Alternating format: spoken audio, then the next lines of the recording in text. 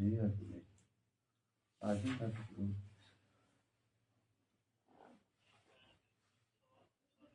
صلی اللہ علی حبیبہ محمد وآلہ وسلم.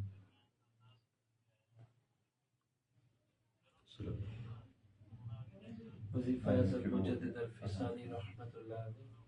لا حول ولا قوة الا باللہ. لا حول ولا قوة الا باللہ.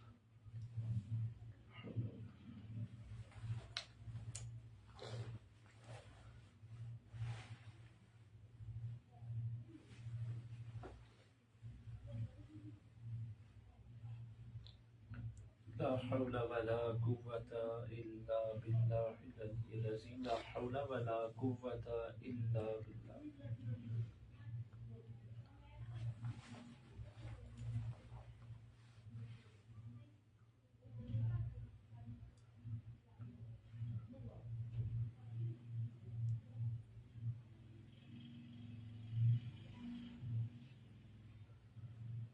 لا حول ولا قوة الا باللہ.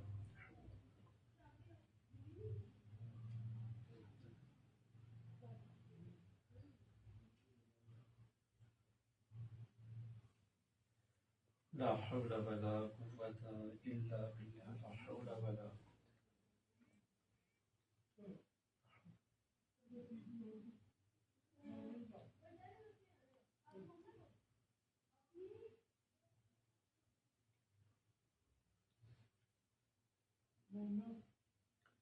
لا حول ولا قوة الا باللہ. لا حول ولا.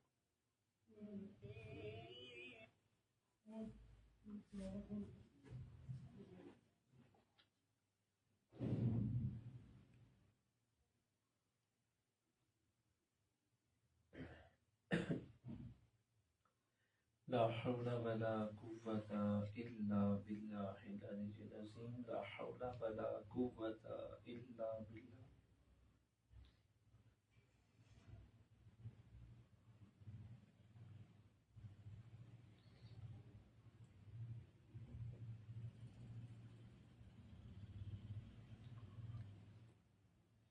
لا حول ولا قوة الا باللہ العلی العظیم. صلی اللہ علی حبیبہ محمد وآلہ وسلم. صلی اللہ علیہ وسلم.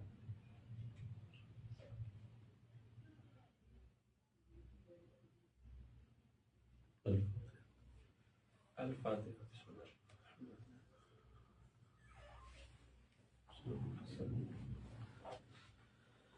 بسم اللہ الرحمن الرحیم. الحمد للہ رب العالمین مالک یوم الدین.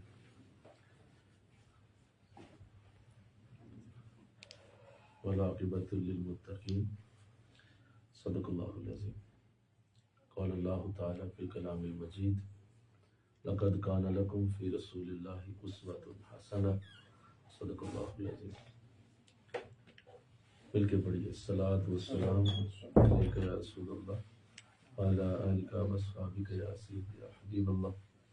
الصلاۃ والسلام علیک یا رحمۃ اللہ وعلی آلک واصحابک یا سیدی یا حبیب.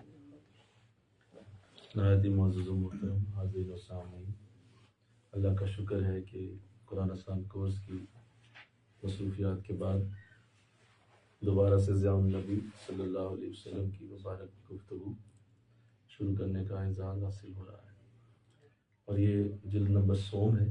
تیسری جلد آج سے شروع ہوگی.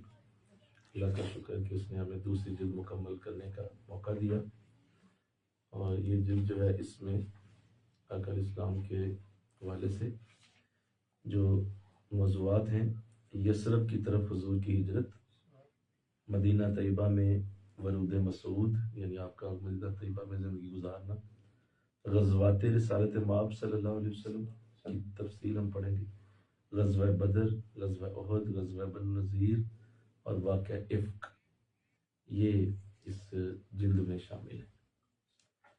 الحمدللہ آج اس کا پہلا موضوع جو ہے جو ہجرت کے حوالے سے ہے، اس کی گفتگو شروع کرنے کے ساتھ سب سے پہلے چونکہ ضیاء النبی صلی اللہ علیہ وسلم کی اس مبارک سیرت کی بک میں ہم لفظ بر لفظ پڑھنے کی سعادت حاصل کرتے ہیں۔ اس میں ہم اپنی گفتگو کم سے کم کرتے ہیں اور زیادہ تر ہم کوشش کرتے ہیں کہ ان الفاظ کو پڑھا جائے جو اس کتاب میں لکھے گئے ہیں، تاکہ کتاب کا جو اصل برکت اور نور ہے وہ بھی حاصل ہو۔ آئیے یثرب کی طرف ہجرت کا آغاز، آپ باب شروع کر رہے ہیں اور اس میں پہلا موضوع ہے اولین مہاجر ابو سلمہ مخزومی رضی اللہ تعالیٰ عنہ۔ یثرب کی طرف سب سے پہلے جس شخص کو ہجرت کی سعادت نصیب ہوئی وہ حضرت ابو سلمہ مخزومی رضی اللہ تعالیٰ عنہ، سب سے پہلے صحابی یہ تھے۔ انہوں نے یہ ہجرت بیعت عقبہ کے انعقاد سے بھی 1 سال پہلے کی تھی۔ ان کا پورا نام ابو سلمہ عبداللہ بن عبدالاسد بن بلال بن عبداللہ بن عمر بن مخزوم ہے۔ انہوں نے اس سے پہلے اپنے کنبہ کے سمیت حبشہ کی طرف ہجرت کی تھی۔ کئی سال جلا وطنی کے بعد جب مکہ واپس آئے تو قریش نے ان پر دوبارہ ظلم و ستم شروع کر دیا۔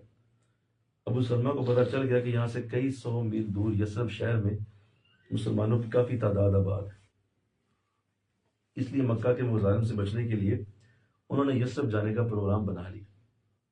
حضرت سلمہ نے اپنی دادی ام سلمہ رضی اللہ تعالیٰ عنہ سے اپنے دادا ابو سلمہ کی ہجرت کا واقعہ یوں بیان کیا۔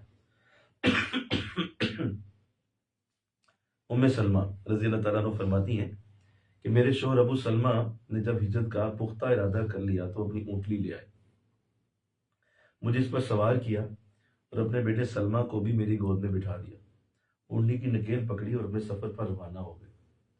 جب بنو مغیرہ بن عبداللہ نے انہیں ہجرت کرتے دیکھا تو ان کا راستہ روک کے کھڑے ہو گئے اور کہا، ابو سلمہ اگر تمہاری مرضی کے خلاف اپنا وطن چھوڑ کر چلے جانے پر مصر ہو تو تمہاری مرضی، ہم تمہیں مجبور نہیں کریں گے، لیکن ہماری بچی ام سلمہ کو لے جانے کی ہم تمہیں اجازت نہیں دیں گے، یعنی آپ کی جو بیوی تھی ان کو اجازت نہیں دیں گے۔ چنانچہ انہوں نے ابو سلمہ کے ہاتھ سے اونٹنی کی نکیل چھین لی اور مجھے اپنے ساتھ واپس لے چلے، یعنی ام سلمہ واپس چلی گئی۔ ابو سلمہ کے خاندان کو جب اس بات کا علم ہوا تو وہ غصے سے برا فروختہ ہو گئے۔ انہوں نے بنو مغیرہ کو آ کر کہا کہ تم ہمارے بھائی ابو سلمہ کے ساتھ اپنی بیٹی کو بھیجنے پر رضامند نہیں ہو تو ہم بھی تمہیں اس بات کی اجازت نہیں دیں گے کہ تم ہمارا بیٹا یعنی جو شیر خوار ہے سلمہ اپنے ساتھ لے جاؤ۔ چنانچہ انہوں نے میری گود سے میرا لخت جگر چھین لیا۔ اس کھینچا تانی میں میرے ننھے بیٹے کا بازو اتر گیا۔ میرے شوہر ابو سلمہ کا فراق ہی میرے لیے جان نکالنے والا تھا، اب بیٹا بھی مجھ سے چھین لیا گیا۔ یعنی ابو سلمہ تو چلے گئے مدینہ اور ام سلمہ جو ہے وہ اپنے قبیلے والوں نے انہوں نے رکھ لی، اور جو بیٹا تھا وہ جو ان کے قبیلے والے تھے ابو سلمہ کے، انہوں نے بیٹا رکھ لیا۔ تو یوں میرے خاندان والے مجھے لے گئے اور مجھے مبعوث کر دیا۔ اس طرح میرا سارا کنبہ بکھر گیا، میرا سارا سکون غارت ہو گیا۔ میں الگ، میرا بیٹا الگ اور میرا خاوند الگ، سب ایک دوسرے سے جدا کر دیے گئے۔ میں ہر صبح ابتح کے مقام پر پہنچتی جہاں میرا سارا کنبہ بکھرا تھا، وہاں بیٹھ کر دن بھر اپنے خاوند اور اپنے لخت جگر کی فراق میں صبح آتی رہتی، شام کو واپس آ جاتی۔ اس طرح تقریباً 1 سال گزر گیا۔ ایک روز میں وہاں بیٹھی رو رہی تھی کہ بنی مغیرہ میں سے میرا ایک چچا زاد میرے قریب سے گزرا۔ اس نے جب میری حالت زار دیکھی تو اس پر دل پسیج گیا۔ واپس آ کر اس نے اپنے قبیلہ والوں کو ملامت کی کہ تمہیں اس مسکینہ پر رحم نہیں آتا، تم نے اس کو، اس کے خاوند کو، اس کے بچے کو جدا کر دیا۔ میرے خاندان والوں نے مجھے کہا اگر تم اپنے خاوند کے پاس جانا چاہتی ہو تو چلی جاؤ، ہماری طرف سے اجازت ہے۔ میرے خاوند کے رشتہ داروں کو اس اجازت کا پتہ چلا تو انہوں نے میرا بیٹا بھی مجھے واپس کر دیا۔ میں نے اپنے اونٹ پر کجاوا ڈالا، اس پر سوار ہوئی اور پھر اپنے بیٹے کو اپنی گود میں بٹھایا اور یکا اور تنہا مدینہ روانہ ہو گئی۔ کیا بات، ایسے جذبے ہوتے تھے۔ مکہ سے باہر جب میں تنعیم کے مقام پر پہنچی وہاں مجھے عثمان بن طلحہ مل گیا۔ اس نے مجھ سے پوچھا، اے ابو امیہ کی بیٹی کدھر کا قصد ہے؟ تو میں نے کہا میں اپنے شوہر کے پاس مدینہ جا رہی ہوں۔ اس نے پوچھا تمہارے ساتھ کوئی اور آدمی بھی ہے؟ میں نے بتایا خدا کی قسم اللہ کے سوا اور اس ننھے بچے کے سوا میرے ساتھ اور کوئی نہیں۔ اس نے کہا میں تمہیں اکیلا نہیں چھوڑوں۔ اس نے میرے اونٹ کی نکیل پکڑ لی اور مجھے لے کر چل پڑا۔ بخدا میں نے آج تک ایسا کریم النفس رفیق سفر نہیں دیکھا۔ جب وہ پڑاؤ پر پہنچتا تو اونٹ کو بٹھاتا، پھر دور ہٹ کر کھڑا ہو جاتا۔ جب میں اونٹ سے اتر جاتی تو وہ اونٹ کو پکڑ کر لے جاتا اس سے پالان اتارتا، اسے باندھ دیتا، پھر دور کسی درخت کے سائے میں آرام کرنے کے لیے لیٹ جاتا۔ جب دوبارہ سفر شروع کرنے کا وقت آتا تو وہ اونٹ پر کجاوا کس کے لے آتا، اسے میرے قریب لا کر بٹھا دیتا، مجھے کہتا اب سوار ہو جاؤ۔ میں سوار ہونے لگتی تو وہ پرے ہٹ جاتا، جب سوار ہو کر بیٹھ جاتی تو وہ آ کر نکیل پکڑ لیتا اور چلنے لگتا۔ سارے سفر میں اس کا یہی معمول رہا، یہاں تک کہ اس نے مجھے مدینہ پہنچا دیا۔ جب قبا کی بستی دکھائی دینے لگی جہاں بنو عمر بن عوف آباد تھے اور وہاں ہی میرے شوہر قیام پذیر تھے، اس نے کہا تمہارا خامد اس گاؤں میں ہے، وہاں چلی جاؤ، اللہ تعالیٰ تمہیں برکتیں عطا فرمائے۔ مجھے وہ وہاں پہنچا کر وہ مکہ واپس چلا آیا۔ آپ فرماتی ہیں میں اسلام میں کسی خاندان کو نہیں جانتی جسے ابو سلمہ کے خاندان سے زیادہ مصیبتیں جھیلنی پڑی ہوں، اور نہ میں نے کوئی ایسا ساتھی دیکھا ہے جو عثمان بن طلحہ سے زیادہ شریف النفس، اکیلی عورت کو لے کے مدینہ تک لانا اور پھر راستے میں اس طرح سے اس کے ساتھ عمل کرنا۔ آپ غور فرمائیے، اہل ایمان کی اس استقامت پر ابو سلمہ سے اس کی بیوی چھین لی جاتی ہے، ان کے لخت جگر کو جدا کر دیا جاتا ہے، لیکن ابو سلمہ اپنی منزل محبت سے رخ نہیں پھیرتے، سب کو اللہ کے والے کر کے مدینہ کی طرف والہانہ انداز میں قدم بڑھاتے چلے جاتے ہیں۔ معصوم بچے کو ماں اور باپ دونوں سے محروم کر دیا جاتا ہے۔ حضرت ام سلمہ کو بیک وقت 2 صدمے برداشت کرنے پڑ رہے ہیں، اپنے شوہر کا فراق اور اپنے نور نظر کی جدائی، لیکن کیا مجال ہے کہ پائے استقامت میں ذرا سی جنبش بھی آئی ہو۔ حضرت ابو سلمہ کے بعد عامر بن ربیع ماں اپنی رفیقہ حیات لیلہ بنت ابی خشیمہ ہجرت کر کے مدینہ پہنچے۔ یہ عدی بن کعب کے خلیف تھے، انہی کے پاس اقامت اختیار کی۔ پھر عبداللہ بن جہش اپنے وطن اور اپنے اہل وطن کو، اپنی منقولہ اور غیر منقولہ جائیداد کو اللہ اور اس کے رسول کی محبت میں چھوڑ کر اپنے دولت ایمانی کو اپنے سینہ میں سمیٹے مدینہ پہنچے۔ انہوں نے تنہا ہجرت نہیں کی بلکہ اپنا سارا خاندان لے کر مدینہ روانہ ہوئے۔ ان کی زوجہ محترمہ، ان کے بھائی عبید اللہ بن جہش بھی ان کے ساتھ تھے۔ یہ نابینا تھے، مکہ کی اونچی نیچی گلیوں اور گھاٹیوں میں بغیر کسی قائد کے آزادانہ گھومتے پھرتے تھے۔ یہ بڑے فصیح و بلیغ شاعر بھی تھے۔ ان کی بیوی ابو سفیان بن حرب کی بیٹی تھی، اس کا نام الفاریہ تھا۔ ان کی والدہ کا نام امیمہ تھا جو سردار بنی ہاشم بن عبد المطلب کی صاحبزادی تھی۔ اتنے بڑے نانے کا دھوتا، ابو سفیان جیسے رئیس مکہ کا داماد اور قادر الکلام شاعر، جب میں خانہ توحید کے ساقی کے دستے مبارک سے میں توحید کا جام پیتا ہے تو اپنے خالق کے بعد سب کو بھول جاتا ہے، اپنے سارے تعلقات کو توڑ دیتا ہے، اور اپنی معذوریوں کے باوجود، یعنی حالانکہ نابینا تھے، اپنی معذوریوں کے باوجود ذوق و شوق کی پرخار وادیوں کو رونتا ہوا منزل جانا کی طرف مستانہ وار بڑھتا چلا جاتا ہے۔ سبحان اللہ۔ ان سب کے وہاں سے چلے آنے کے بعد ان کا گھر جہاں ہر وقت گہما گہمی رہتی تھی اجڑ کر رہ گیا۔ ایک روز عتبہ بن ربیعہ حضرت عباس بن مطلب ابو جہل کی طرف سے گزر ہوا۔ عتبہ کی نظر اس گھر پر پڑی جو سونا پڑا تھا، اس میں بسنے والے یوں ویران چھوڑ کر اسے چلے گئے تھے، اور اس نے یہ شعر پڑھا: ہر گھر خواہ و طویل صدق آباد و سلامت رہا ہو، ایک نہ ایک دن اس پر بربادی آئے گی اور وہ اجاڑ ہو جائے گا۔ وہ لوگ جو اپنے آباد گھروں کو سونا چھوڑ کر چلے گئے تھے، انہیں ان کے اجڑنے کا ذرا دکھ نہ تھا، کیونکہ انہوں نے معرفت الہی کے چراغ روشن کر کے اپنے غریم دل کو آباد کر لیا تھا۔ انہوں نے فانی دنیا کے عوض آخرت کی ابدی نعمتیں اور سچی مسرتیں حاصل کر لی تھی۔ وہ اس سودے پر بڑے خوش تھے اور بڑے مسرور تھے۔ اللہ خیر، یہ تو ان کی داستانیں ہیں۔ اب آئیے ہجرت فاروق اعظم رضی اللہ تعالیٰ۔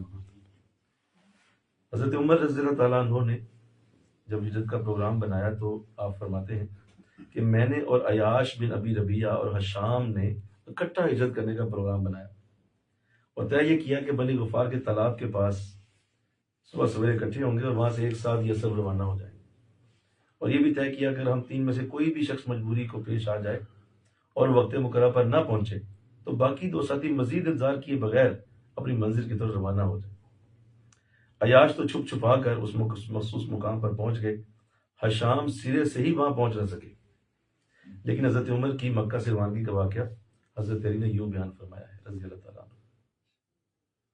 سیدنا علی المرتضیٰ رضی اللہ تعالیٰ عنہ فرماتے ہیں جہاں تک مجھے علم ہے حضرت عمر کے علاوہ جملہ مہاجرین نے خفیہ طور پر ہجرت کی، لیکن حضرت عمر نے جس روز ہجرت کا عزم کیا انہوں نے اپنی تلوار گلے میں حمائل کی اپنی کمان کندھے پہ رکھی، تیر اپنی مٹھی میں لے لیے، چھوٹا نیزہ اپنی کمر کے ساتھ آویزہ کیا، اور اسی کر و فر کے ساتھ طواف کعبہ کے لیے حرم شریف میں پہنچ گئے۔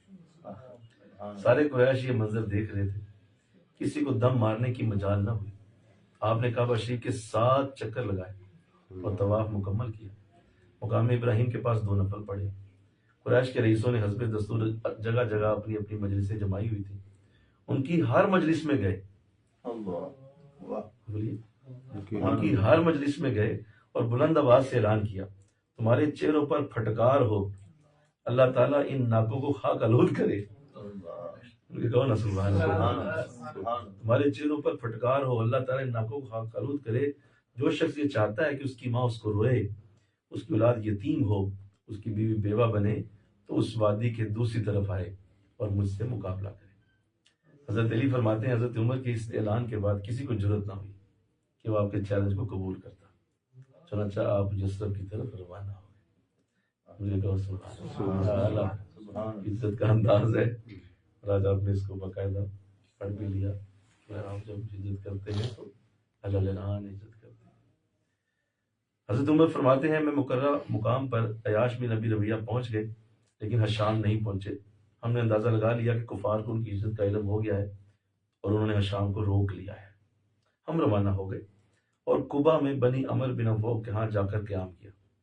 ابو جہل اور حارث کو جب پتہ چلا کہ عیاش ہجرت کر کے یثرب چلا گیا ہے تو وہ دونوں اس کے تعاقب میں یثرب پہنچے۔ عیاش ان دونوں کے چچا کا لڑکا بھی تھا اور ماں کی طرف سے بھی ان کا بھائی تھا۔ جب ابو جہل اور حارث وہاں پہنچے تو انہوں نے عیاش سے ملاقات کی اور کہا جب تیری ماں کو تیری عزت کا علم ہوا ہے تو اسے نظر مانی ہے کہ جب تک تجھے دیکھے گی نہیں اپنے بالوں میں کنگھی نہیں کرے گی اور نہ سائے میں بیٹھے گی۔ اپنی ماں کا یہ حال سن کر عیاش کا دل پسیج گیا اور وہ واپس جانے پر تیار ہو گیا، یعنی قبا سے واپس مکہ جانے پر تیار ہو گیا۔ حضرت عمر فرماتے ہیں میں نے اس سے کہا اے عیاش بخدا یہ تیرے رشتہ دار تیرے ساتھ دھوکہ کر رہے ہیں، تجھے اپنے دین سے برگشتہ کرنا چاہتے ہیں، ان سے ہوشیار رہو۔ بخدا سنیے، جس وقت تیری ماں کو جوئیں کاٹے گی تو وہ خود بہت کنگھی کر لے گی، اور جب مکہ کی کڑکتی دھوپ اس پر آگ برسائے گی تو وہ خود ہی سائے میں بیٹھ جائے گی۔ عیاش نے کہا میں ایک دفعہ جاؤں گا تاکہ ماں کی قسم کو پورا کروں، نیز وہاں اپنا کافی مال چھوڑ کر آیا ہوں وہ بھی لے آؤں گا۔ حضرت عمر نے کہا عیاش تو جانتا ہے کہ میں مکہ کے بڑے رئیسوں میں سے ایک ہوں، میں اپنا نصف مال تجھے پیش کرتا ہوں تو وہ لے لے اور اپنے اوپر رحم کر، ان لوگوں کے دامے فریب میں نہ پھنس۔ لیکن اس نے میری بات نہ مانی اور واپس جانے پر آمادہ ہو گیا۔ آخر میں نے اسے یہ کہا کہ اگر تم میری کوئی بات نہیں مانتے تو ایسا کرو میری یہ اونٹلی لے جاؤ، یہ بڑی تیز رفتار اور فرما بردار ہے، اس کی پیٹھ پر سوار ہو جانا، اگر ان مشرکین کی طرف سے تمہیں کوئی شک اور شبہ گزرے تو اس کو اپنی ایڑی لگا دینا، وہ تمہیں اس کے چنگل سے نکال لے جائے گی۔ اس نے آپ کی اونٹلی لے لی اور اس پر سوار ہو کر ابو جہل اور حارث کے ہمراہ روانہ ہو گئے۔ جب کچھ سفر طے کر چکے تو ابو جہل نے کہا میرے بھائی میں اپنے اونٹ کو بڑی مشقت میں ڈالا ہے میں نے، اب وہ تھک گیا ہے، کیا تم اپنی اونٹلی مجھے اپنے پیچھے نہیں بٹھا لیتے تاکہ میرا اونٹ کچھ ذرا سستا لے اور تازہ دم ہو جائے؟ عیاش نے کہا ہاں۔ بس تینوں نے اپنے اپنے اونٹوں کو بٹھایا تاکہ ابو جہل عیاش کے پیچھے اس کی اونٹی پر سوار ہو جائے۔ جب وہ زمین پر اتر گئے تو ان دونوں نے طے شدہ منصوبے کے مطابق اس کو پکڑ لیا، اس کے پاؤں اور ہاتھوں کو مضبوط رسی سے جکڑ دیا اور اسی حالت میں اس کو دن کے اجالے میں لے کر مکے میں داخل ہوئے۔ جہاں سے گزرتے لوگوں کے ٹھٹ کے ٹھٹ لگ جاتے تو وہ ان کو کہتے ہیں اے مکہ والو تم بھی ان احمقوں کے ساتھ یہی سلوک کرو جو ہم نے اس احمق کے ساتھ کیا ہے۔ دونوں نے باری باری حضرت عیاش کو 100 درے لگائے اور جب وہ مکہ پہنچے تو انہیں باندھ کر چچلاتی دھوپ میں ڈال دیا گیا۔ ان کی ماں نے قسم کھائی کہ جب تک یہ دین اسلام کو ترک نہیں کرے گا اس کی رسیاں نہیں کھولی جائیں گی اور یوں ہی تڑپ تڑپ کر جان دے دے گا۔ یعنی حضرت عمر کی بات سچ نکلی اور آپ نے جو فرمایا تھا کہ یہ تیرے ساتھ دھوکہ کریں گے میں انہیں اچھی طرح جانتا ہوں، تو وہی ہوا۔ کیا انہوں نے دین اسلام کو چھوڑ دیا؟ تو ایسا محسوس نہیں ہوتا، کیونکہ سرکار دو عالم صلی اللہ علیہ وسلم جب مدینہ پہنچے تو 40 دنوں تک ہر صبح کی نماز میں ان کی نجات کے لیے دعائیں مانگتے تھے۔ عرض کرتے ہیں اللہ کفار کے پنجے سے نجات دے دے ولید بن ولید کو، یاش بن ربیعہ کو اور حشام بن عاص کو، نیز ان کمزور اہل ایمان کو بھی نجات دے دے جو مکہ میں ہیں، جو کسی ہیلہ سے ہجرت کی استطاعت نہیں رکھتے اور نہ انہیں کوئی راہ فرار دکھائی دیتی ہے۔ حضور یہ دعا 40 دن تک ہر فجر کی نماز میں مانگتے ہیں۔ تو ان دونوں کا نام لے کر حضور ان کی نجات کے لیے دعائیں فرماتے رہے۔ اگر انہوں نے اسلام سے رخ موڑ لیا ہوتا تو حضور قطعاً ان کے لیے دعا نہ فرماتے۔ قریش نے ان دونوں کو مبعوث کیا اور کئی سال وہ ان کی قید میں رہے۔ اللہ 2 ہجری میں جنگ بدر ہوئی۔ مسلمانوں نے کفار مکہ کے 70 آدمیوں کو جنگی قیدی بنا لیا۔ ولید بن ولید حضرت خالد کے بھائی بھی ان جنگی قیدیوں میں سے تھے۔ خالد الرشان نے اپنے بھائی ولید کا فدیہ ادا کیا، انہیں رہا کرا کے واپس مکہ لے آئے۔ مکہ پہنچ کر ولید نے اسلام کا اعلان کر دیا۔ ان کے دونوں بھائی بہت برہم ہوئے اور ولید کو کہا کہ اگر تم مسلمان ہو گئے تو یہ تو پہلے اعلان کر دیا ہوتا، ہم تمہیں زر فدیہ دینے سے تو ہم تمہارا زر فدیہ دینے سے تو بچ جاتے۔ ولید نے کہا اگر میں اس وقت اپنے ایمان کا اعلان کرتا تو ممکن ہے کچھ لوگ یہ گمان کرتے کہ میں فدیہ سے بچنے کے لیے ایسا کر رہا ہوں۔ اللہ، میں اس بات کو پسند نہیں کرتا تھا کہ لوگ میرے بارے میں اس غلط فہمی میں مبتلا ہوں۔ کچھ روز بعد وہ مکہ سے ہجرت کر کے مدینہ طیبہ آ گئے۔ ایک روز حضرت رحمت عالم صلی اللہ علیہ وسلم نے فرمایا، کون ہے جو عیاش بن ربیعہ اور حشام بن العاص کو میرے پاس لے آئے؟ واہ، کیا حضور کا یہ بھی انداز تھا۔ یا رسول اللہ، ولید نے عرض کی، یا رسول اللہ میں یہ خدمت سر انجام دوں گا۔ اسی وقت تعمیر ارشاد کے لیے مکہ روانہ ہو گئے اور چھپتے چھپاتے مکہ میں داخل ہوئے۔ راستہ میں ایک عورت ملی جو کھانا لے کے جا رہی تھی۔ آپ نے اس سے پوچھا، اللہ کی بندی تم کدھر جا رہی ہو؟ اس نے جواب دیا، ان 2 قیدیوں کو کھانا پہنچانے جا رہی ہوں۔ آپ اس کے پیچھے بھی چلتے رہے، اس مقام کا پتہ چلا لیا جہاں ان کے 2 دینی بھائی محبوس تھے۔ ایک 4 دیواری تھی جس پر چھت نہیں تھی۔ جب رات کی تاریکی پھیل گئی تو آہستہ سے وہاں پہنچے اور دیوار کو پھاند کر نیچے اتر گئے، جہاں انہیں ہتھکڑیاں لگا کر قید کیا گیا تھا۔ ولید نے ان کی ہتھکڑیوں کو ایک پتھر کے اوپر رکھا اور تلوار کا وار کر کے ان ہتھکڑیوں کو کاٹ ڈالا، پھر انہیں باہر نکالا، اپنے اونٹ پر سوار کیا، خود نے کھیل پکڑی اور انہیں لے کر اپنے آقا علیہ السلام کی بارگاہ میں پہنچایا۔ راستہ میں ان کا پاؤں پھسلا، ایک انگلی زخمی ہو گئی، اس سے خون بہنے لگا۔ فوراً انگلی کو کہا، تو کیا ہے، ایک انگلی ہی ہے جس سے خون بہنے لگا ہے، تجھے یہ تکلیف اللہ کے راستے میں ہوئی ہے۔ یعنی اس طرح اپنے آپ کو تسلی دے دی۔ تو آگے جو آپ نے ظاہر ہے حضور کی اس بات کو پورا کیا، اللہ نے اس پہ بڑی خوشی کا، حضور نے اس بڑی خوشی کا اظہار فرمایا۔ حضرت عمر رضی اللہ عنہ کے ساتھ آپ کے بھائی زید بن خطاب نے بھی ہجرت فرمائی۔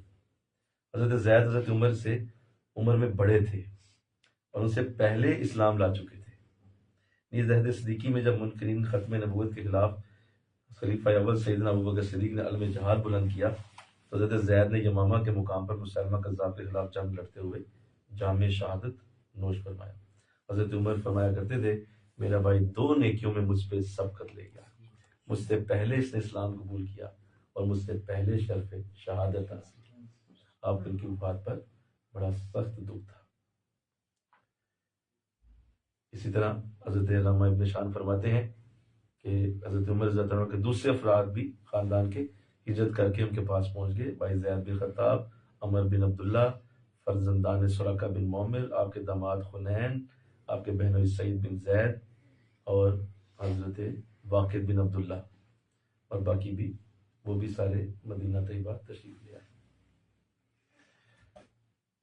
ایک اعلیٰ بات جو بڑی ضروری ہے، جو میں چاہ رہا تھا کہ آج ہم اسے ضرور پڑھیں، وہ حضرت صہیب رضی اللہ تعالیٰ عنہ کی ہجرت ہے۔ حضرت صہیب،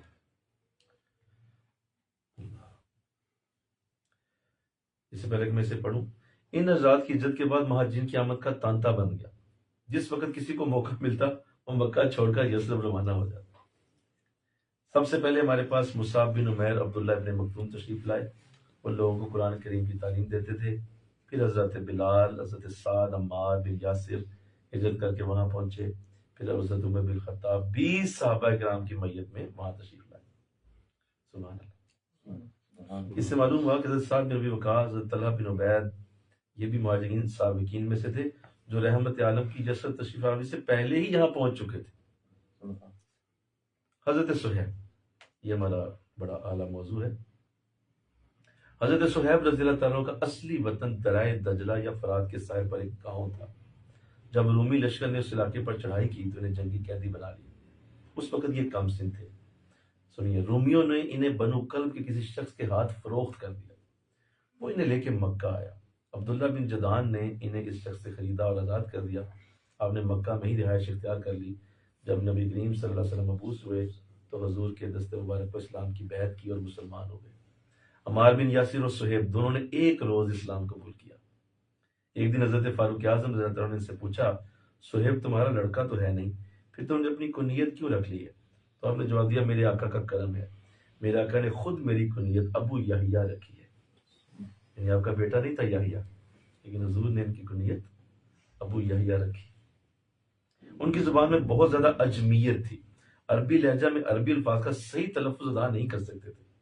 طبیعت میں بلا کی ظرافت تھی، ان کی ظریفانہ باتوں سرکار دو عالم بہت محفوظ ہوتی۔ ایک روز ان کی آنکھ دکھتی تھی، کہتے ہیں میں اس حالت میں خدمت اقدس میں حاضر ہوا، حضور نے کھجوریں اور روٹی میرے سامنے رکھی، میں کھجوریں کھانے لگا۔ سرکار نے فرمایا، صہیب تمہاری آنکھ بھی دکھتی ہے اور پھر بھی تم کھجوریں کھا رہے ہو، کیونکہ گرم ہوتی ہے تو پھر بھی کھجوریں کھا رہے ہو۔ عرض کی، میں دوسری صحیح آنکھ کی طرف سے انہیں کھا رہا ہوں، جس آنکھ میں درد ہے اس کی طرف سے نہیں کھا رہا، جی جی جو صحیح آنکھ ہے اس کی طرف اس کی طرف سے۔ حضور یہ سن کر بہت محفوظ ہوئے اور آپ نے تبسم فرمایا۔ حضرت صہیب رضی اللہ عنہ نے مکہ میں ہی کاروبار شروع کیا جو بہت چمکا اور ان کا شمار مکہ کے مالدار تاجروں میں ہونے لگا۔ رحمت عالم جب مکہ سے ہجرت کر کے چلے گئے تو دل بے چین ہو گیا، طبیعت بے قرار رہنے لگی، کسی پہلو آرام نہیں آتا تھا۔ آخر ارادہ کیا کہ وہاں جا کر بسیں جہاں سرور عالم کا مہر جمال جہاں فروز رہتا ہے۔ مکہ سے رخصت ہونے لگے تو انہیں مکہ کو پتہ چل گیا۔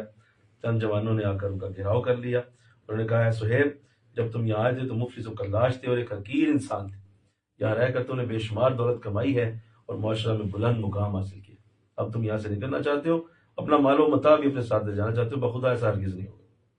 حضرت صاحب نے جواب دیا، اگر میں اپنا سارا مال تمہارے حوالے کر دوں تو کیا پھر تم مجھے جانے دو گے؟ انہوں نے کہا، ہاں، یہ لو میرا سارا مال و متاع، تمہیں یہ مبارک، مجھے منزل جانا کی طرف جانے سے نہ روکا۔ حضور سرور عالم کو جب اپنے جانثار صہیب کی اس بے مثال اظہار کی اطلاع ملی تو اس ذرائع پرور اور دل نواز آقا نے یہ فرما کر اپنے غلام کو داد دی اور حوصلہ افزائی فرمائی، بڑا نفع کمایا صہیب نے، بڑا نفع کمایا صہیب نے۔ حضرات حمزہ اور دیگر ان کا رشتہ دار بھی وہ بھی ان کے ساتھ تھے۔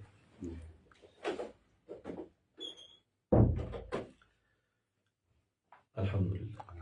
یہ جو گفتگو آج کی گئی ہے اس میں آپ نے ملاحظہ کیا کس طرح صحابہ کرام نے مدینہ کی طرف ہجرت کرنے کی سعادتیں حاصل کی، اور یہ برکتیں اور رحمتیں جو ہیں وہ مدینہ کی طرف جانے والوں کے لیے، جو آج الحمدللہ جسے اللہ مدینہ جانے کی توفیق دے، انشاءاللہ سب کو لے جائے، دوبارہ مدینہ پہنچے۔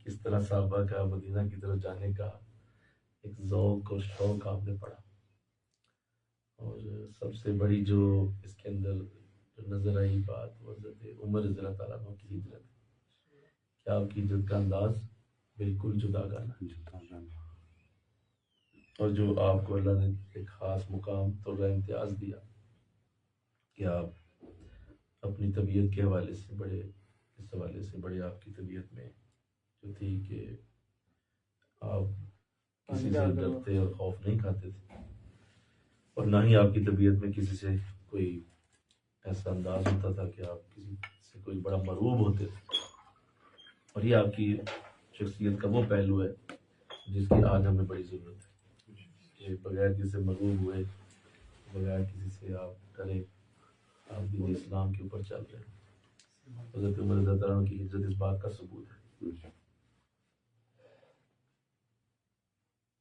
بلکہ اگر آپ یہ دیکھیں کہ آپ نے جب وہ ہجرت کی فرمائی ہے اس میں آپ نے بجائے کہ آپ چھپ کے جاتے اور چھپ کے جا کے آپ کر سکتے تھے جس طرح باقی صحابہ نے بھی کیا، اور کوئی حرج بھی نہیں تھا، اللہ کے رسول نے بھی اجازت دی ہوئی تھی کہ بھائی جس کو جو جیسا جیسا وقت اور موقع ملے وہ مدینہ آ جائے۔ حضور یہ کہہ کہ تو آپ بھی تشریف لے گئے تھے، تو حضور کی بھی طرف سے بھی اجازت تھی، لیکن اس کے باوجود حضرت عمر نے اپنا ہی سٹائل اختیار فرمایا۔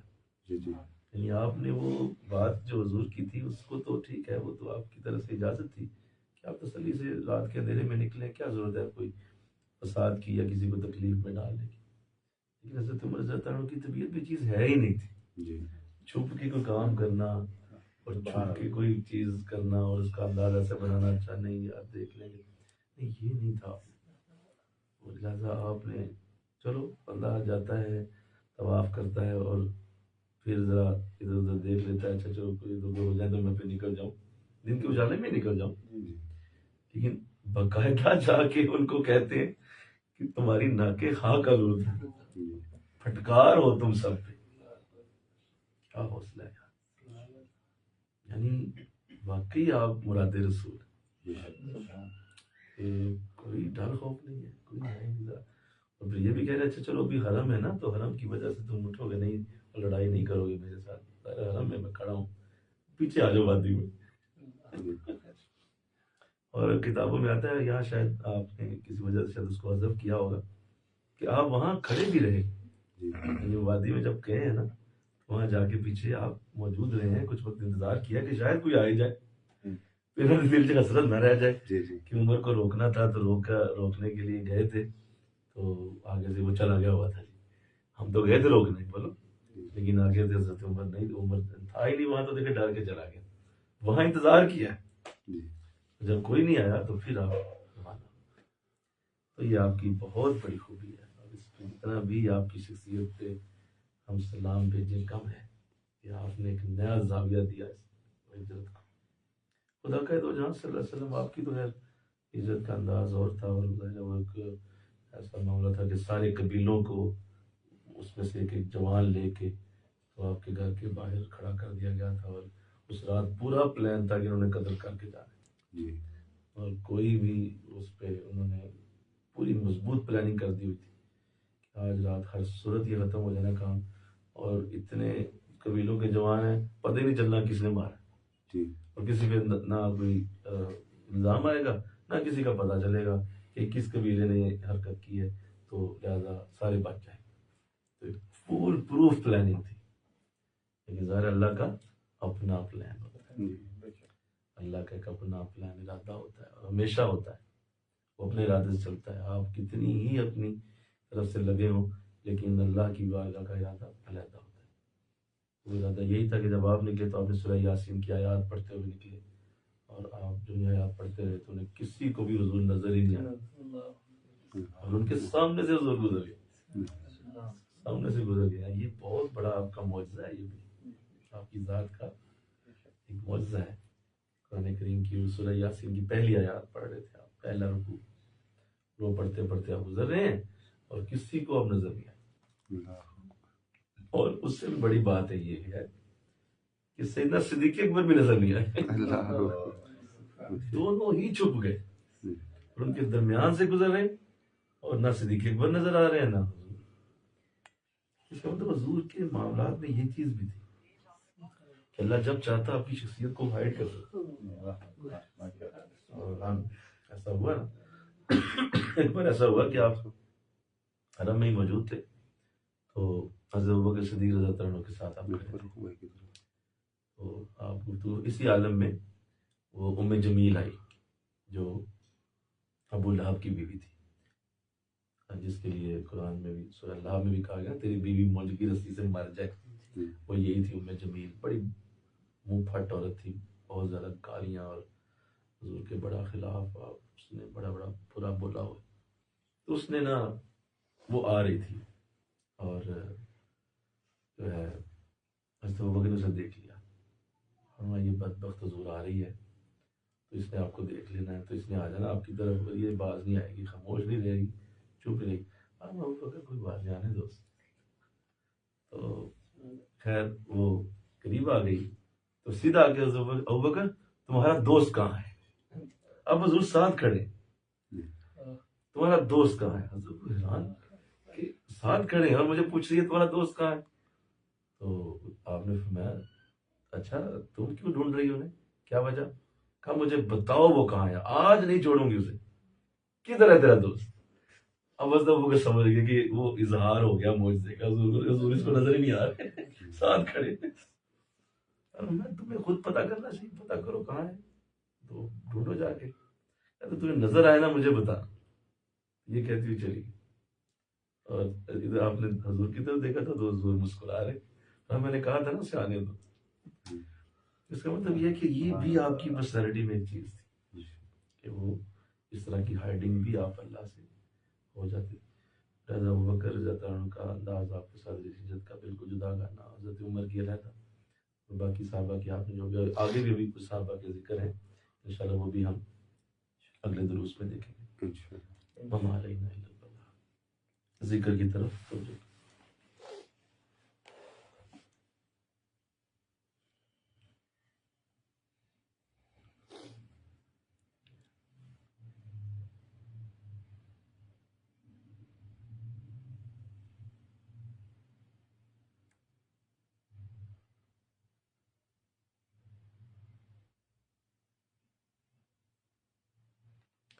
لا الہ الا اللہ محمد رسول اللہ صلی اللہ علیہ وسلم. لا الہ الا اللہ. آمین.